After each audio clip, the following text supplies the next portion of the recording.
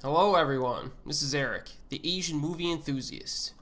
So we have reached the year 2002 in Asian horror here, which is an improvement overall over 2001, I think. Now, of the 18 films that we're going to cover from this year, I enjoyed 10 of them. Since we've reached 1998, it seems like we're always hovering right around that 50% mark in terms of the percentage of movies from each year that I personally found to be at least moderately entertaining. That will change, however, when we reach 2003 and subsequent years. Now, in 2002, we actually have a handful of horror films that became very popular in the West when they were subsequently released on DVD. Now, there are at least, I would say, 4 films that are referenced a lot when people discuss their favorite Asian horror films of all time. So that alone makes 2002 kind of a special year in terms of the industry. But there is another film that is mentioned less often that will take my top spot as my personal favorite from 2002. Now, we'll get to those better movies in part 2, as usual. But first, we will maneuver through the less impressive titles in this video. Now, most of these not-so-good films from 2002 are fairly obscure titles from while I was reviewing them in preparation for this video. But I hope that will still be interesting for you because it's always interesting to hear about even the lesser Asian horror films, especially the obscure ones, because you get to see what types of films were being produced. It gives you a more complete idea of what kinds of films were being released in these industries throughout this particular years. And that's one of the reasons why I'm compiling this playlist, to get kind of that comprehensive coverage. And as usual, there are some films that I may not enjoy that you might enjoy. So that's another thing. You might be able to find some gems in here that I disliked. Now, first, we have some honorable mentions. And remember, these movies are movies that some other people classify as horror films, but I do not. Now, I actually only have one honorable mention from this particular year, and that is 2LDK from Japan, which I strongly recommend if you have not seen it. It's a little bit different, and it takes place entirely in one location, an apartment, so definitely check that one out if you haven't seen it yet. So let's get cracking on 2002. And as always, titles for all of the movies I discuss will be listed in the description box below. And we begin with, of course, the worst Asian horror film from 2002.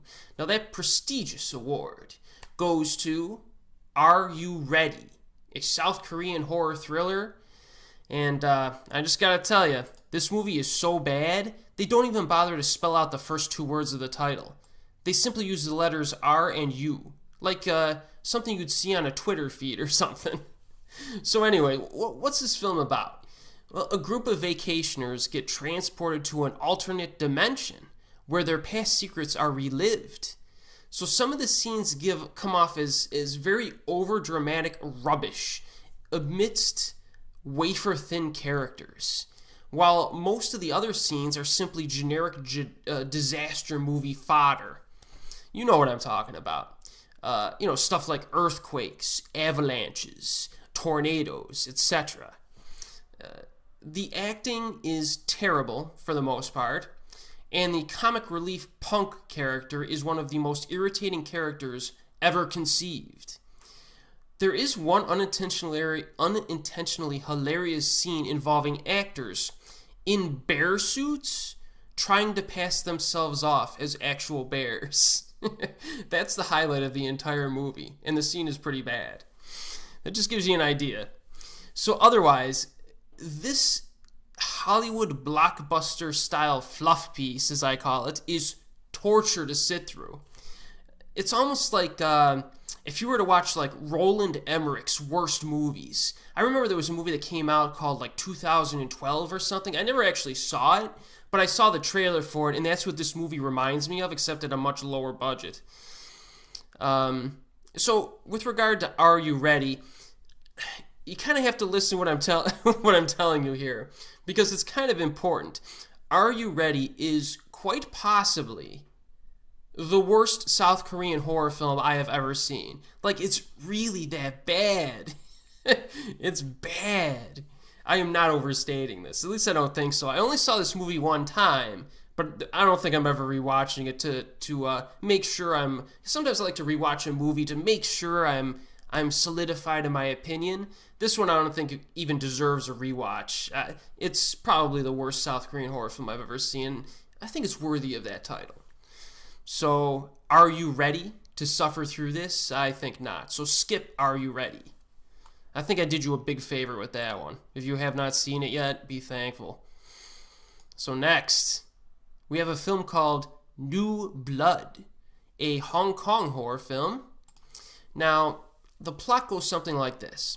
So after participating in a dual suicide attempt, a man survives by blood transfusion while his girlfriend dies.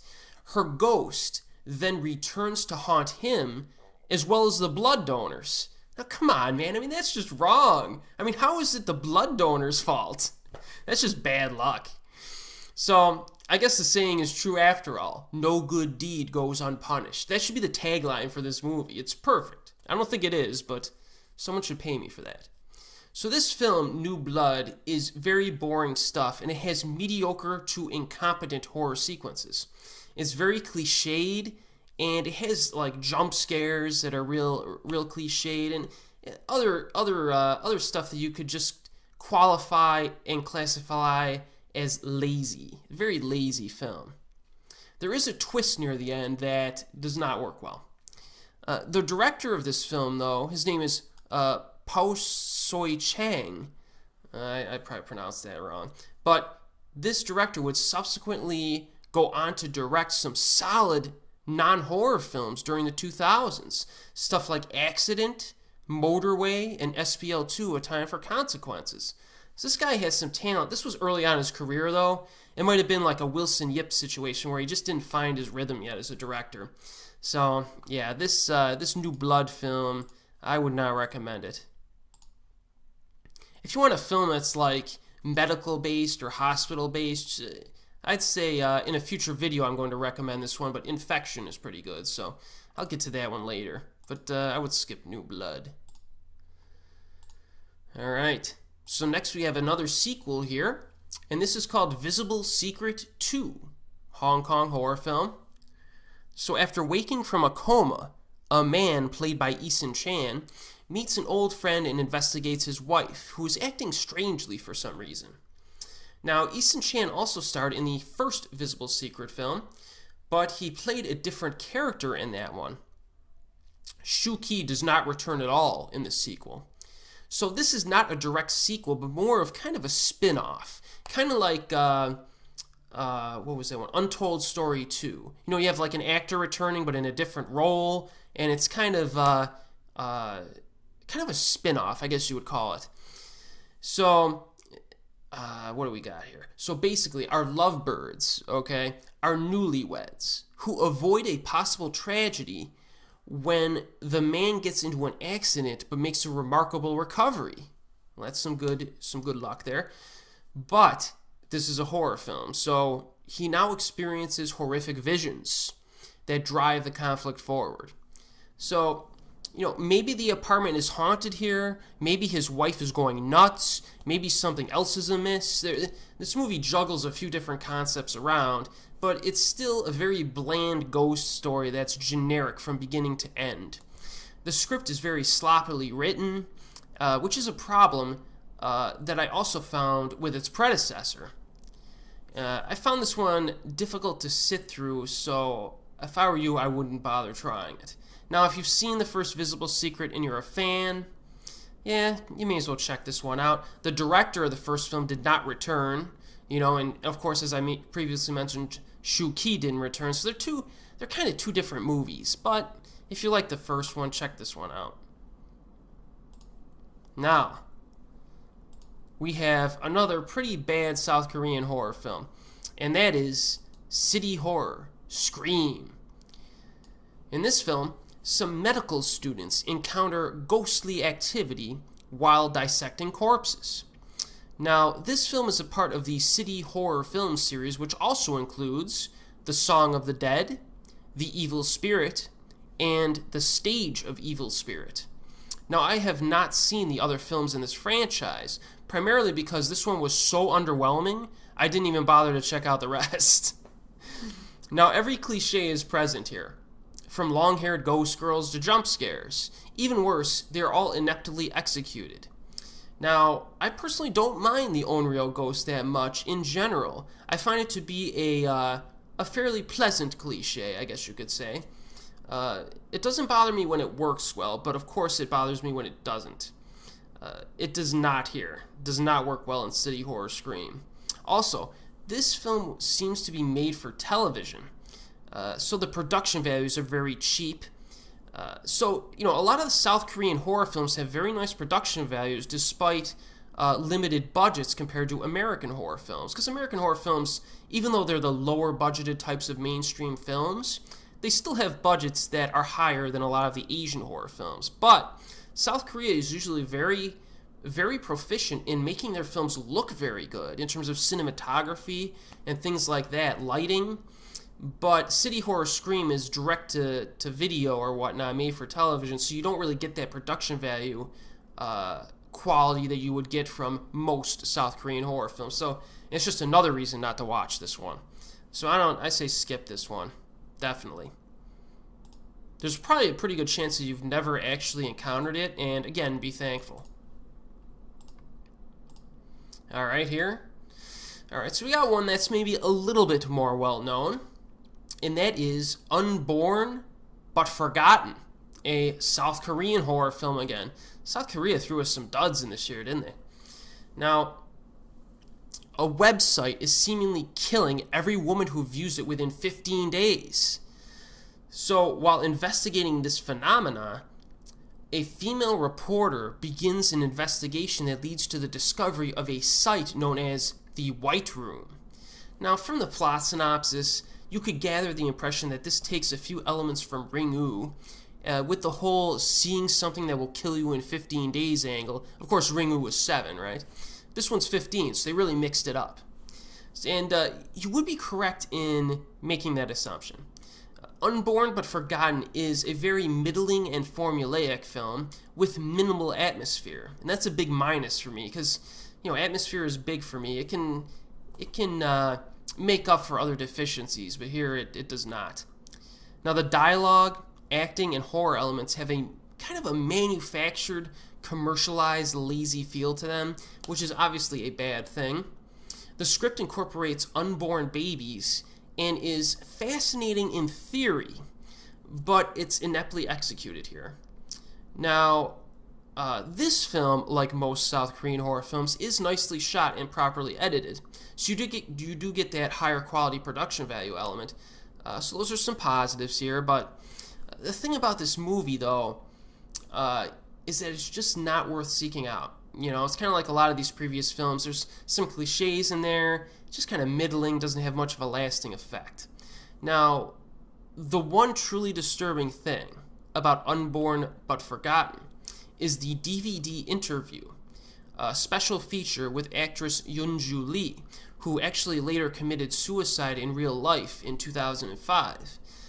This is especially sad because, number one, she was only 24 years old, and number two, she was a legitimately fine actress who gave consistently good performances, so it was definitely a loss for the industry. Now, her mannerisms during the final few seconds of the interview on this DVD are very unsettling and very creepy in a real-life sort of way. So I'm just giving you the heads up on that, because I just fired up, the special features, and I rarely watch special features on DVD. Maybe I fired it up because the movie was so underwhelming. I was just interested in behind the scenes more. And of course, I see this scene at the end of the special features, and it just disturbed me.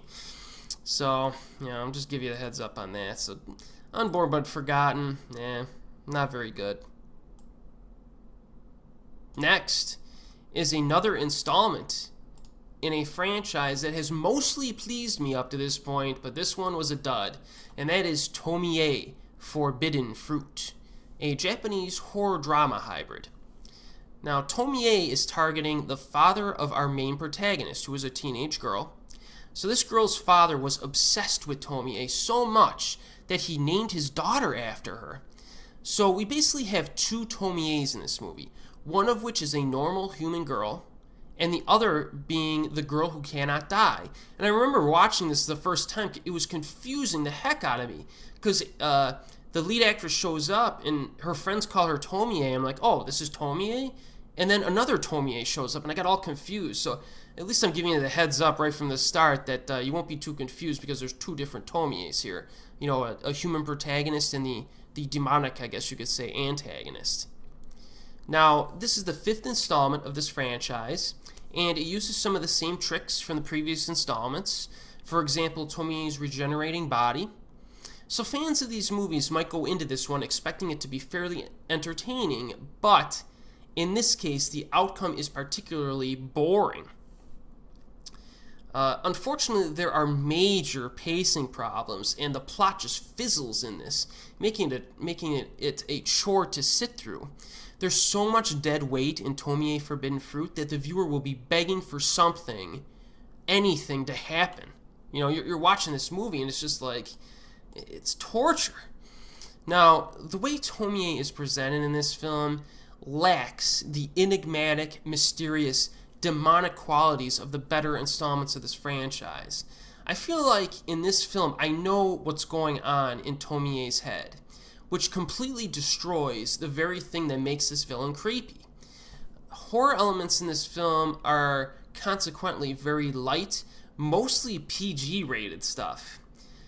The protagonist, though, is played by Aoi Miyazaki, who is one of the most impressive and famous Japanese actresses who has emerged over the past 15 or so years. But even she can't lift this film up to being on an entertaining level. Now, this is still probably a little bit better than Tomie Another Face, primarily because this is a theatrical film that looks and sounds better, because Another Face was made for television, so the production values in this one are a little bit better, but that's really it's one of the few positives I can say. So you could probably skip this one, but let's face it, fans of this franchise will end up watching it. But if you're not a fan, obviously avoid it. Alright, we got another one here. So a few of these films you've probably heard of, a few of them you've probably seen. So, you know, some of them are obscure, some of them you've seen. All of them, not so good. Alright, here, the next one. Ooh, this one gets criticized a lot online, for sure. And that is Ghost System, Japanese horror film. So a girl travels to a desolate woodland facility and discovers a scientist who uses a ghost system, so to speak, to attract spirits. So this girl's friend, named Mai, went missing a while back, but she and Mai's boyfriend received messages on their phones that are apparently from Mai. The messages point them in the direction of this woodland facility. So, of course they go, because, you know, it's a horror film, and, you know, you're just going to go out there and see what's going on by yourselves. Now, this is what I would call a zero-budget film, and it feels like it. Very low budget here. There is some decent atmosphere at times. I'll give it credit for that, but that's the only positive that really comes to mind on this one. And even so, this movie uses the same images over and over again, which results in diminishing returns. There's minimal dialogue, and what does exist is entirely worthless and superficial.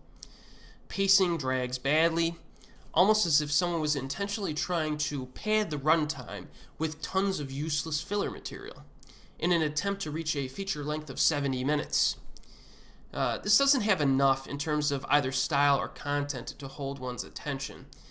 This film, as I said, has a terrible reputation, and I think it mostly deserves it. And the final film we're covering tonight, this might be a short video here, we're just burning through these, is Ghost vs. Alien, also known as Yurei vs. Uchujin, a Japanese horror comedy anthology. So this is basically an anthology of two short films, only 23 minutes each, so it's a 46-minute runtime total. In the first story, there's a normal dude who meets and befriends a ghost girl in his apartment. In the second story, a couple clash with men in black over an alien. So this has a few amusing moments, but it's forgettable low-budget fluff in general. It doesn't provide much in terms of memorable moments. And it's a very obscure film that you'll probably never come across. And again, as I say in this video, it's probably a good thing. The only reason I seek this one out is because I thought that it was directed by Takashi Shimizu, but it turns out that he directed Ghost vs. Alien Part 3. It wasn't the first part, it was the third part. So apparently there's like 3 different parts in this Ghost vs. Alien franchise. I don't know. After watching Part 1, I just didn't care anymore. I didn't even bother. They're so obscure, it's not even worth even seeking them out, I don't think. Too bad. So that's it here for this particular year. And be sure to join me in my next video when we will discuss some of the better films from 2002. And as always, we'll see you next time.